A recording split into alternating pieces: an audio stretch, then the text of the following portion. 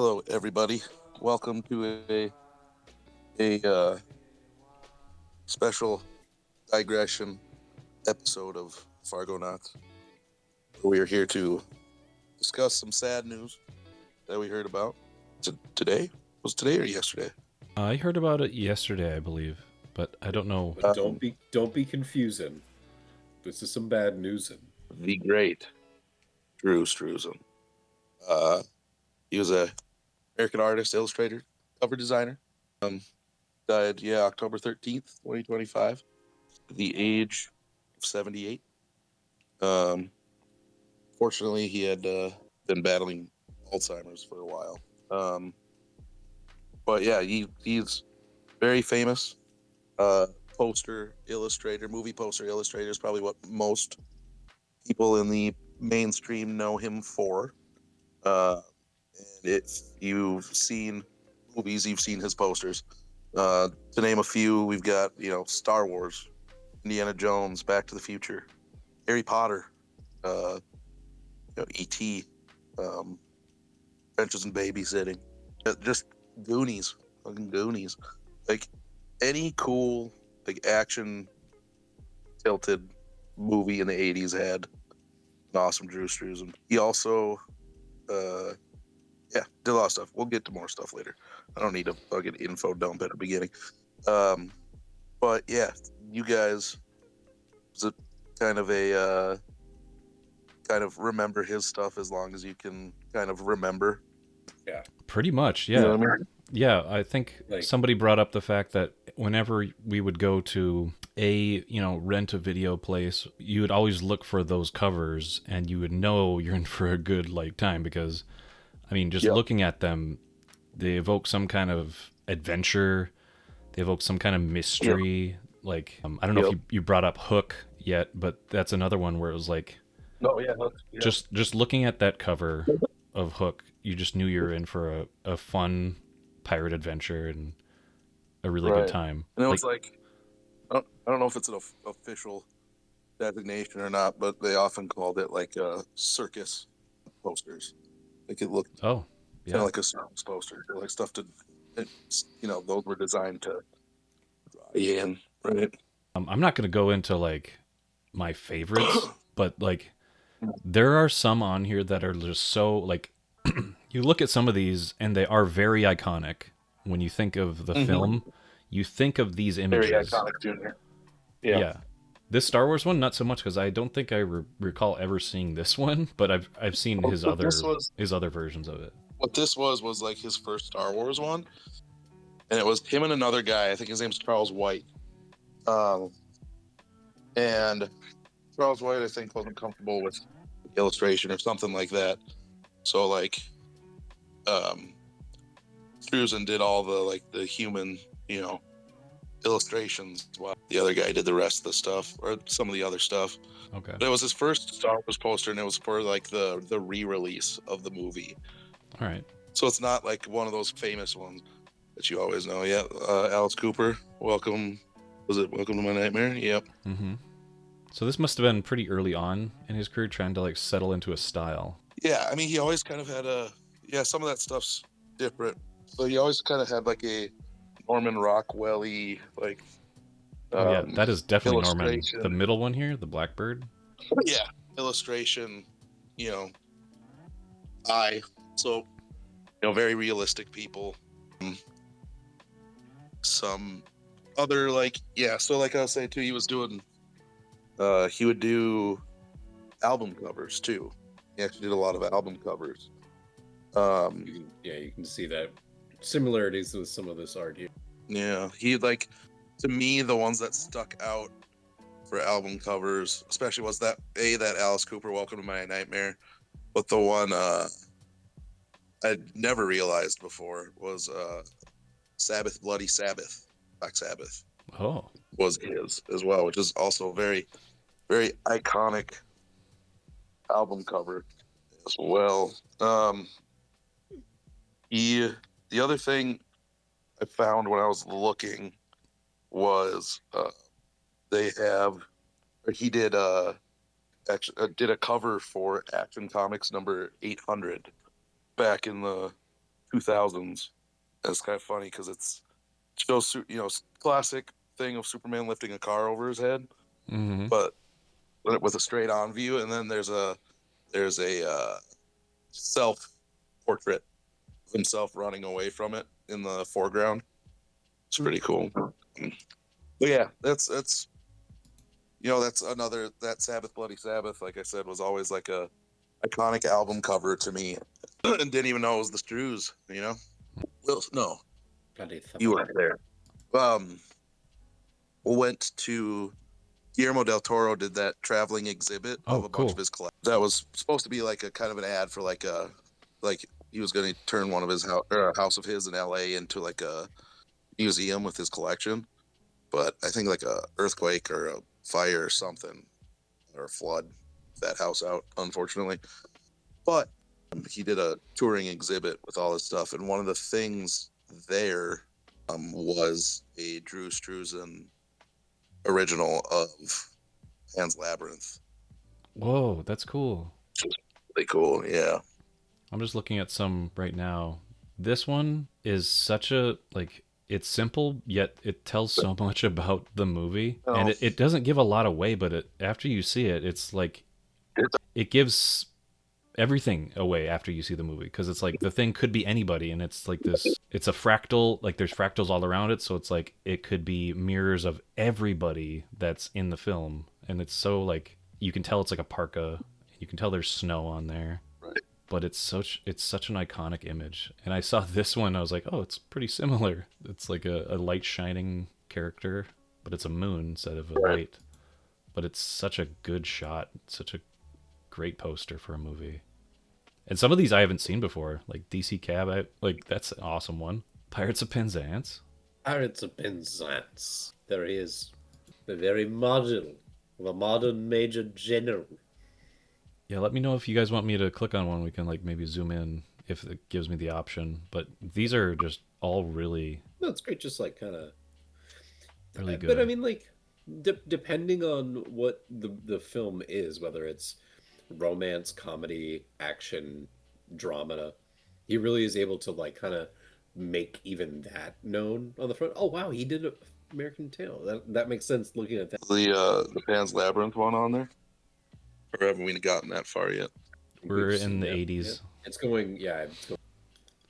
Oh, yeah. Harry Anderson's. That's a great one. Oh, Masters of the Universe? Masters of the Universe. Meatballs 3. Meatballs. Police Academy 4.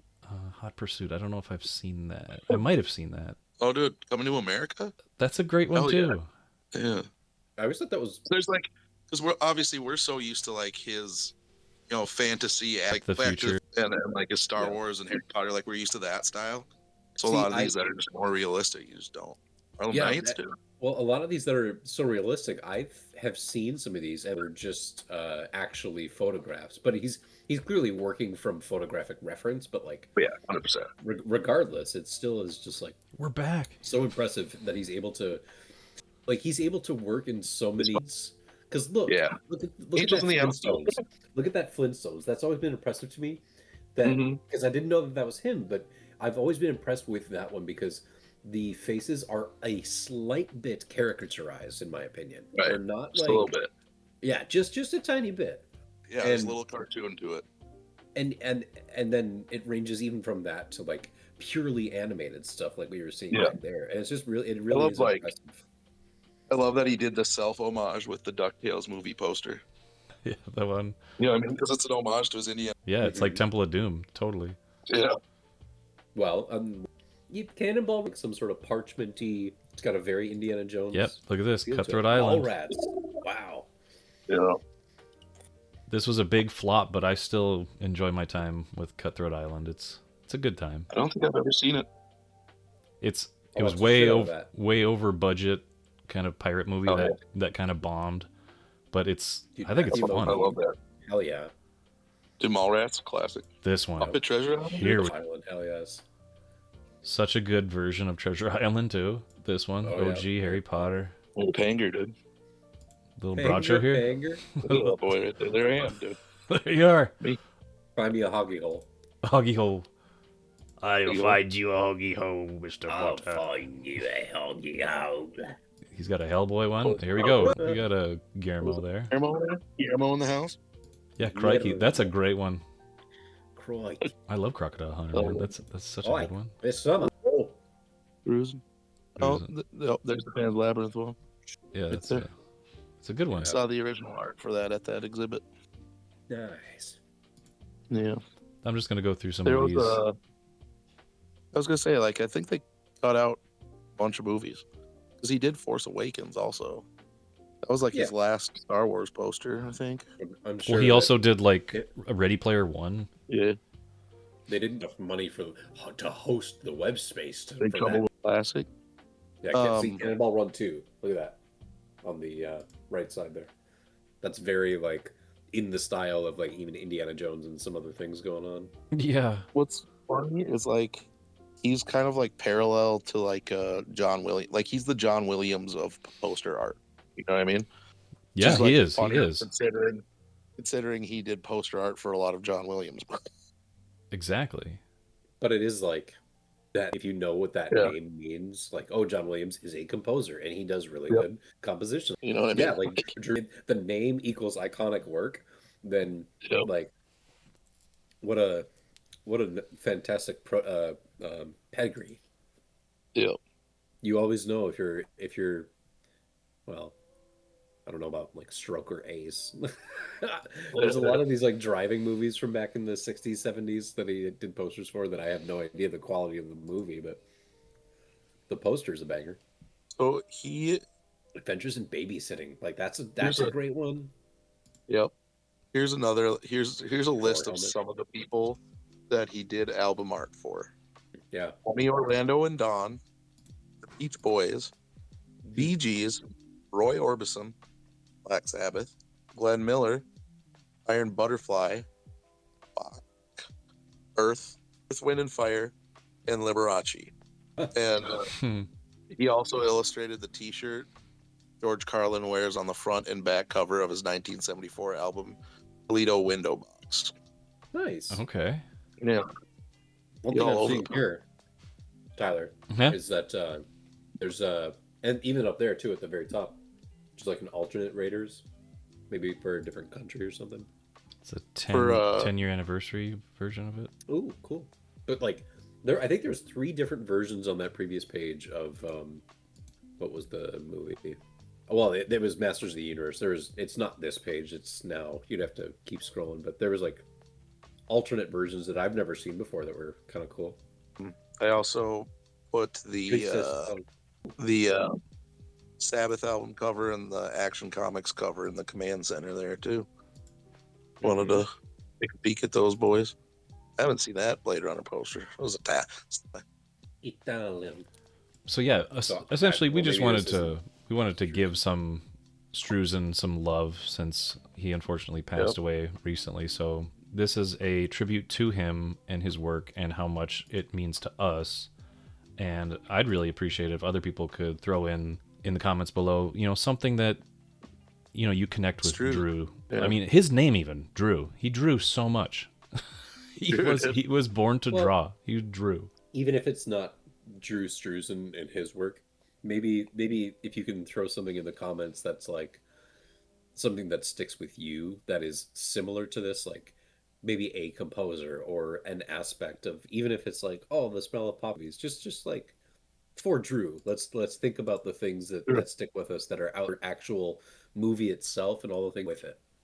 Yeah, anything and everything I would say is fair game. Just, we want to show some love and support to him and his body of work and how like its legacy will live on forever. Like, it's so iconic. All these action heroes, adventure movies, they're so iconic and part of our pop culture, and they go hand in hand. Drew goes hand in hand with that pop culture zeitgeist, Yeah, there's like something to be said when you walk into a movie theater that they've got some classic posters up, and one of them is a Struzan, or just some of those. Even if it's one that like I can't tell you the name of the artist off the top of my head, but there are certain posters out there that are just like get you in that mood of like, yeah, movies, hell yeah.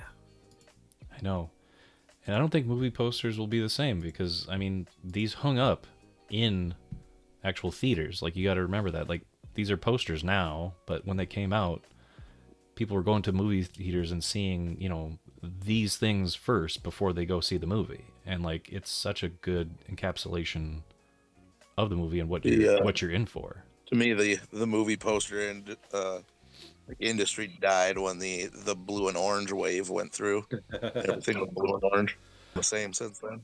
Well, I mean, they came out with so many different variants too. Like, nobody approached a poster designer or an artist for their movie marquee poster like they would like Drew. They kind of come out with so many different variants, and I've seen so many different versions of a movie poster. Like, there's one that hang up in the marquee. There's some that are just on the DVD. There's some that are on the VHS. They're, like, they vary in all their different marketing areas. But when it was singular like this, it meant something. It stuck with you. Well, and there was something about the idea that you didn't have, because like now we know about, oh, this movie is announced, and then basically from then, depending on how big of a movie it might be, there's like coverage almost daily of like, whether it's recycled stuff or not, there's like almost daily coverage of this. And so by the time that comes out, you've been inundated almost the whole time by the time you get there. So like, can you imagine actually growing up? Go back to The Thing, or like one of the Struzans. You are. Just imagine like you've got this in the theater, and then maybe if you're lucky, in a magazine, or like you get to read a review that talks a little bit more about the movie, but this is all you've got to go off of. Exactly. You want to hear something trippy about that? He did that overnight. Yes. Legend. Yes. Complete legend. I knew that the assignment less than a day before the finished poster was needed. Yeah, I knew that. I didn't know it was that quick, but I knew that it was like a. Yeah, he's kind of known for being able to work quick. There was another thing that blew me away. That was like Struzan created, or with the Star Wars special editions, Struzan created the 3-panel triptych within a 4-week deadline, which is insane. Wow, that's cool. Yeah. So when you say the triptych, it's like it's the fold out where it shows the three posters for the theatrical re-release, the theatrical release of the special editions. Okay. So all 3 of those posters. I don't know if they did go together. I don't recall those off the top of my head. Let me see if I can find them quick. But yeah, it's insane that somebody can.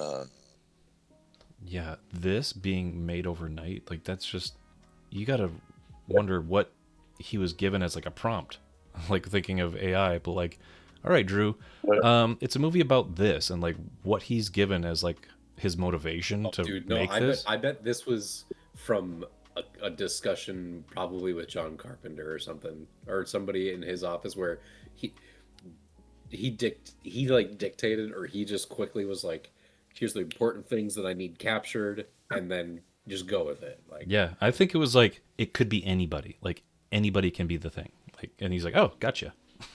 And it's in the cold. I put the picture of the trip in Man Center there. Oh yeah. Yeah. You brought up AI to us. I think it'd be cool if we didn't do any AI stuff on this video. Oh, of course not. It's gonna be this. So I just wanted to give some tropes just to show you. I mean, like the thumbnail, the whatever is like just pure Drews. No, it's gonna be a picture like we did with David Lynch. It'll be like the in memoriam. Hopefully, yeah. I'll put his face on there and his legacy. But I'm just gonna throw up some tropes of the character facing back to the camera. And did you already do the blue yellow? I mean, here's one. Like, these are supposed to evoke some kind of love breakup movie. Here we go. Now we're starting to get into it. Yeah. black in another color or white in another color. Monochrome, and then fire. Yeah, classic. This one's cool. Words over eyes, things over eyes. Here we go. There it is. There's the blue and orange, baby. And there's so many more than that, too. It's crazy. Struz is on there, dude. Yep, but look at this. Back to the Future. Blue Velvet. Like, that's not even Blue Velvet. It's like, that's like a re-release poster or something. Good. It was the OG blue and orange, dude. Just blue. Very blue. Yeah. There's the thing, yeah. I mean, What's this is less. Oh, God. Okay, this is all... This is Hallmark. Some of these are less tropes and more just like, oh, a common thing, and that's okay. That's what trope is, dude. No. Yeah. Eric, a trope is different than just something to be. Okay, I'm just not going to. I have zero interest in it. But there's a concept and there's like some kind of theory or philosophy behind that. But when you break out of that mold, and like if you replicate something, you know, it's plausible it'll work. But what Drew did was very like of its own type. Right. Like I can't pick of another name. Like, I can't think of another name that did what he did. They noticed a formula that works with certain posters, so then they like went with it, right? And then they just kept doing them until, you know, they stopped working. So then they move on to the next one, on to the next one. Struzan was just like bucking trends. He was the trend, brother. Yeah, and there's no other name I can think of that, you know, I mean, there probably is. Movie poster-wise? I mean, yeah, movie poster-wise that people can name and be like, that's iconic. Like, I'm looking at these, and some of them maybe I recognize. I can think of iconic posters. Rocky Horror, of course. Iconic. Like, yeah, that's an iconic poster, but like the artist doesn't have like a body of work. Like, exactly. That I know of, you know. They say like there's the one that's is it a North Dakota guy that did that other like Star Wars, like, iconic Star Wars image? The picture of Anakin with the shadow of Vader? No. Okay. It's like OG, like. Oh, okay. I'm not sure. Let's see if I can find it. I just saw it again recently because the guy died. Don Berkey. Okay. I think. Yeah, he was from Edgeley, North Dakota. Huh. He didn't die recently. He died in 2008. Weird. Okay. But he was another. But yeah. Iconic one, or his movie poster was kind of iconic. It's let me see if I can find. He did one of the earliest promotional posters for it. It wasn't the iconic one I was thinking. Was that? Or was the Hildebrands have a real iconic one too? Wasn't.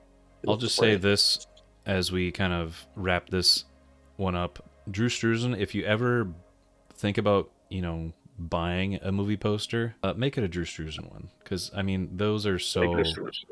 Make it a Struzan, and I mean you'd be happy you did, because I was getting there, Bracho. But yes, if you don't get a Struzan movie poster, you're cruising for a bruising. Anything else to add before we kind of sign off on this? And yeah, again, thank you, Drew, for all your awesome artistry over the years. Growing up with it, you know, it meant a lot. Hope I'm saying that for my boys here. Pop culture, man. It's an immovable piece. Pop culture. Very true. But thanks everybody for joining us, and we'll be back with something completely different. Thanks for joining us. Bye. Bye.